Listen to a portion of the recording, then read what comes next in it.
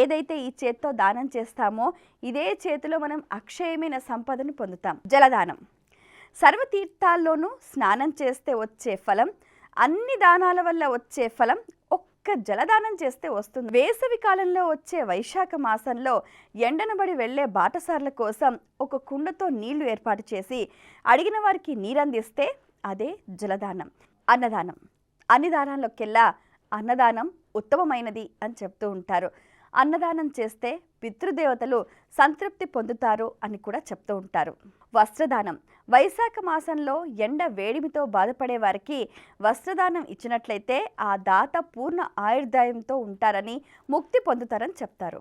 గొడుగు దానం.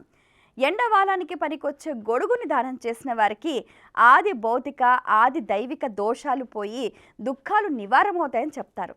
శయ్యాదానం. విష్ణుమూర్తి కృప వలన ప్రతి జన్మలోనూ కూడా సుఖ జీవనాన్ని పొందుతారని చెప్తారు. మజ్జిగ దానం. వైశాఖ మాసంలో మజ్జిగ దానం ఇచ్చిన వారు విద్యావంతులు, ధనవంతులు అవటం ఖాయం. ఇక బియ్యం దానం. విష్ణుమూర్తికి ప్రీతికరమైన వైశాఖ మాసంలో బియ్యం దానం చేసిన వారికి పూర్ణ ఆయుర్దాయం లభిస్తుందని, అన్ని యజ్ఞాలు చేస్తే వచ్చే పుణ్యఫలం లభిస్తుందని చెప్తారు. ఆవు నెయ్యి దానం.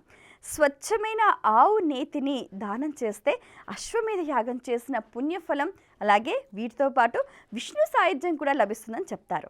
మామిడి పళ్ళ దానం. మనం గమనిస్తే వైశాఖ మాసంలో మనకు ఎక్కువగా అందుబాటులో ఉండే పండ్లు మామిడి పండ్లు, అలాగే కాలానుగుణంగా ఉండే పండ్లను దానం చేయాలని చెప్తూ ఉంటారు. అలా చేయటం వల్ల పితృదేవతలు సంతోషిస్తారని, అలాగే పుణ్యలోక ప్రాప్తి కలుగుతుందని చెప్తారు.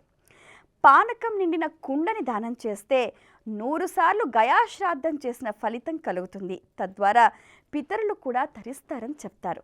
దోసపండు, బెల్లం, చెరుకు గడలు దానం చేస్తే వారికి సమస్త పాపాలు పోతాయని చెప్తారు. దానం ఇచ్చే సమయంలో దాత చెప్పవలసిన మంత్రం, దానం స్వీకరించేవారు చెప్పవలసిన మంత్రం ప్రత్యేకంగా ఉంటాయి. అవి తెలిసి చెప్తే పర్వాలేదు, తెలియకపోయినా కృష్ణార్పణం అంటూ కూడా దానం చేసినా తత్సమానమైన ఫలితం లభిస్తుంది. దానం ఇచ్చే వస్తువుని ఒక చేత్తో పట్టుకొని లేదా తాకి మరో చేత్తో దానగ్రహీత చేత్తో నీటిని వదలాలి. మంచి మనస్సుతో ప్రతిఫలం ఆశించకుండా భగవంతుణ్ణి మనసులో ఉంచుకొని చేస్తే ఏ దానమైనా కూడా పరిపూర్ణమైన ఫలితం లభిస్తుంది.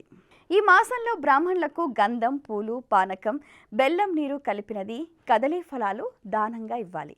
ఈ మాసంలో చలివేంద్రాలు, పళ్ళరసాలు, మజ్జిగ వంటి పానీయశాలలో నిర్వహించటం, విసనకర్రలు, గొడుగులు, పాదరక్షలు దానం చేయటం బహుపుణ్య ఫలదాయకం.